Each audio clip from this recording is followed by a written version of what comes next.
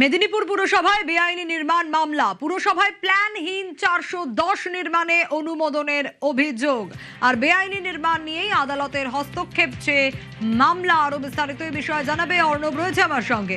অর্ণব, দেখো, মেদিনীপুর পুরসভা বেআইনি কাজ হয়েছে, শুধু তাই নয়, কাউন্সিলরদের নিয়ে যে যৌথ বৈঠকে সিদ্ধান্ত হওয়ার কথা সেই সিদ্ধান্তেও গলত রয়েছে, এরকমই অভিযোগ করে মেদিনীপুর পুরসভার 21 নম্বর ওয়ার্ডের যিনি কাউন্সিলর তিনি আজ কলকাতা হাইকোর্টে জনস্বার্থ মামলা দায়ের করলেন এবং মেদিনীপুর পুরসভার গত কয়েক বছরে তৃণমূল জামানায় যে এই বেআইনি কাজ হয়েছে সেগুলোতে কলকাতা হাইকোর্টে হস্তক্ষেপ এবং বেআইনি নির্মাণ হয়ে থাকলে সেগুলি ভেঙে দেওয়ার মতো নির্দেশ জারি করুক আদালত মনে করলে।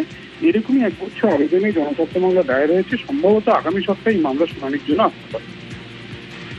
বেশ।